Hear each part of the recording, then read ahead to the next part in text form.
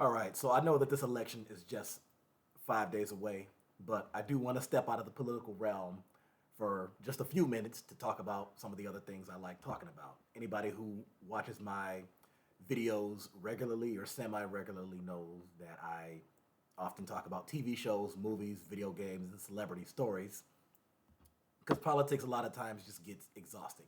So let's dive into it.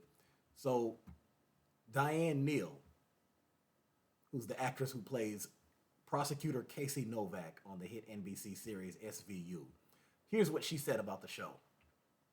Now, she argued on John Oliver's show that this show isn't completely realistic. Now, here's what I asked ChatGPT, which is pretty much my favorite source to go to now when I research things. I said, Diane Neal argued that this show isn't completely realistic. What does she mean by this? What are some of the arguments to support her claim? What are the arguments to oppose her claim? Now it says right here, Diane Neal, who played Casey Novak on SVU, has argued that the show isn't completely realistic. Here's a deeper look into what she might mean by this, along with arguments both supporting and opposing her claim. Now, underneath, there are 4 arguments to support her claim, and then there's 4 arguments to oppose her claim, and then there's the final conclusion. So I want to go through all that with you and lay it out on the table, and then you all could kind of just have your own opinions and theories and like, hey, do you agree with her? Do you disagree with her? Are there mixed thoughts? So it's up for you to interpret. It's up to you to interpret it. So here's what she might mean by the claim. 1, dramatic license. Condensed timelines. Real life legal and investigative processes often take months or even years, but TV shows condense these into single episodes or short story arcs for the sake of pacing and audience engagement. Simplified procedures. Complex legal procedures and bureaucratic hurdles are often simplified to fit within the show's format, making the storytelling more streamlined and less bogged down by the intricacies of real life law enforcement and legal work. Character portrayals. Heroic detectives and prosecutors. Characters often exhibit an almost superhuman dedication and success rate, which is not always reflective of the real world limitations and challenges faced by law enforcement and legal professionals. Emotional extremes. The emotional responses and personal involvement of characters in cases might be heightened for dramatic effect, whereas real professionals might maintain more professional detachment. Now, here are the 4 arguments to support her claim. Here's number 1. Case resolution speed. Fast-paced resolutions. In reality, investigations in court cases can drag on for long periods due to the complexity of gathering evidence, legal maneuvering, and court backlogs. SVU typically resolves cases within an episode or a short mini episode arc, which can give a misleading impression of efficiency. Number 2, resource availability. Unlimited resources. The SVU team members often appear to have immediate access to advanced forensic technologies, expert witnesses, and other resources. In reality, many police departments face budget constraints, resource shortages, and bureaucratic delays. Number 3, legal simplifications, legal outcomes. The show simplifies legal strategies and court procedures, sometimes glossing over the nuances of legal defense tactics, plea bargaining, and the appeals process. This can create an impression of a more straightforward path to justice than what often exists. And then here's number 4, personal involvement and emotional engagement. Detectives and prosecutors on this show are often becoming deeply personally involved in cases, which can influence their decision making. In real life, professionals typically strive to maintain objectivity and professional boundaries to avoid conflicts of interest and burnout. Now, here are the 4 arguments to oppose her claim. So these are the arguments that are basically saying, no, this show is completely realistic. Now, here are the 4 arguments for that. Number 1, inspirational accuracy in real life cases. Many episodes are inspired by real life events and cases, which lends an air of authenticity to the show's narratives. The creators consult with legal and law enforcement experts to ensure a degree of procedural accuracy. Educational value and raising awareness. This is number 2. Despite dramatizations, the show effectively raises awareness about serious issues like sexual assault, domestic violence, and child abuse. It educates viewers about the challenges victims face and the importance of consent and advocacy. Number 3, character complexity, depth, and development. The show provides deeper character development, showcasing the personal and professional challenges faced by detectives and prosecutors. This humanizes law enforcement professionals and reflects the real emotional toll of their work, although in a dramatized manner. I actually want to make note of that one a little bit later. Number 4, systemic issues and highlighting flaws.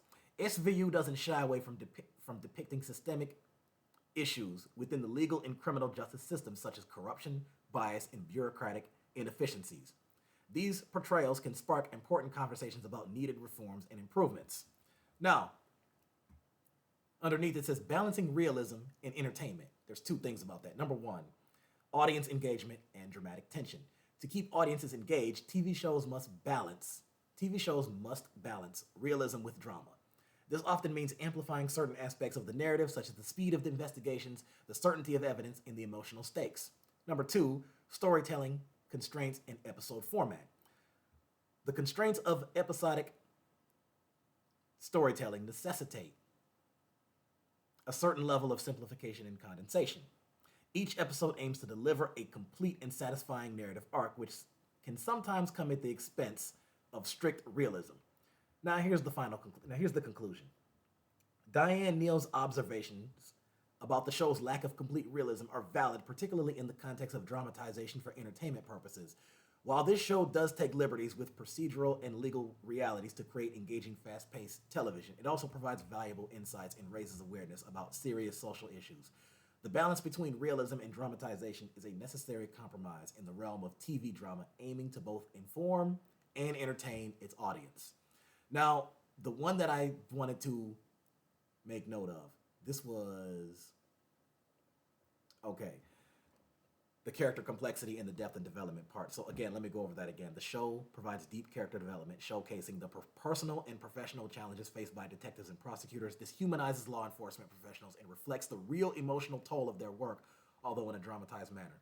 So you know what that reminds me of? That, to me, goes to the argument with when you see all these cases in the news about what goes on in the justice system, people lose their minds because this person either got convicted or acquitted, or you see these stories with police brutality and things of that nature, and then how divided and chaotic the country gets when stuff happens. I don't think I need to detail certain cases, dive into that. A lot of you know what I'm talking about. But to me, it reminds me of when people ask the question of, well, why do people think that police are so heartless, and they act like they're not doing their jobs, and they think the law is all evil, and they think judges are bad, and they think prosecutors and defense attorneys are bad, and they think, well, you know what? Here's the thing. So I think that with this show doing what it described right there in terms of humanizing the law enforcement officials, I think what it's saying is, hey, there's two things you can go about that. There's the perspective that says, well, we think that these law enforcement officials are bad, so this show wants to paint them as good just to kind of get us out of reality for a bit. But the better perspective, or the perspective that I see as more valid in my opinion, is I think that it's saying that, hey, you do have good players in every industry or every field or department or whatever. It's kind of similar to how I talk about the whole Hollywood thing. You see all this stuff with Sean Combs and Harvey Weinstein and a lot of these people coming out and all the bad things against him, Dan Schneider. And that leads people to think, oh, Hollywood is all bad and Hollywood is just all evil and corrupt. Whereas I would make the argument to say, I think there's still plenty of good players in Hollywood. I think it's an exaggeration to sit there and say every celebrity's bad, because if everybody thought that, nobody'd be watching any television or any movies or nothing. They'd all be done. We wouldn't have celebrities if that was the case.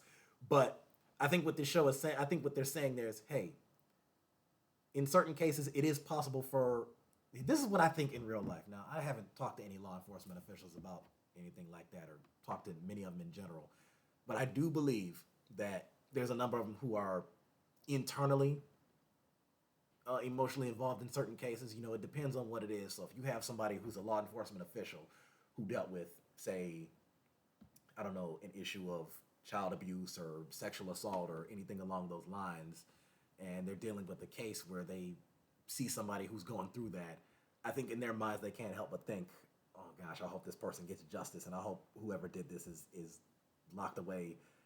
And so, but the difference with this show is that some of the detectives and some of the prosecutors, they will say those things out in the open, because it's a way to let the public know, like, hey, you're not the only person who feels this way, but again, like they said, this show is designed to both entertain as well as inform and educate. And I think this is why this is my favorite crime show of all time. This is number one by far, and it's not even close. And I think that's the reason why.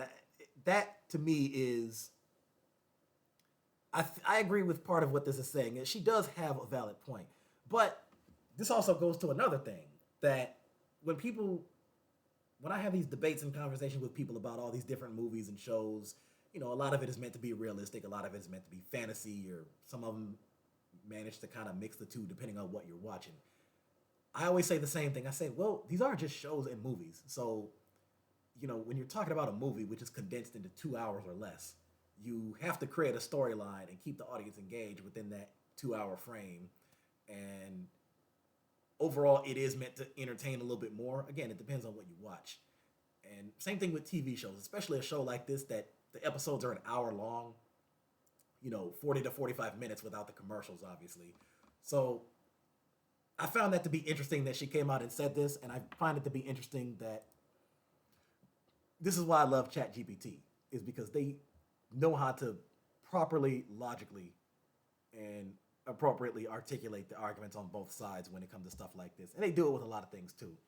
I'm looking on Instagram right here, and she had posted this on her feed, and she said, "Thanks, John Oliver, and Last Week Tonight." To those of you who don't know, that's the name of the show that he hosts. She says, "I played Prosecutor Casey Novak on SVU, and when I became a real victim of crime, I was shocked by the deficiencies of real law enforcement. Sunday's story struck a chord with me and many others. Real-life detectives should take inspiration from Mariska Hargitay, Chris Maloney, Kelly Giddish, and Ice-T on how to be competent, effective, and compassionate with victims." Now, again, all the real SVU fans already know this, so I don't have to explain this to them. But anybody who doesn't watch the show, Mariska Hargitay plays Olivia Benson, who is detective turned captain. Chris Maloney was a detective on there. Then he left the show and he did a spin-off show, still detective on that show. Kelly Giddish played Amanda Rollins, detective. And Ice-T, who was a detective and now is a sergeant.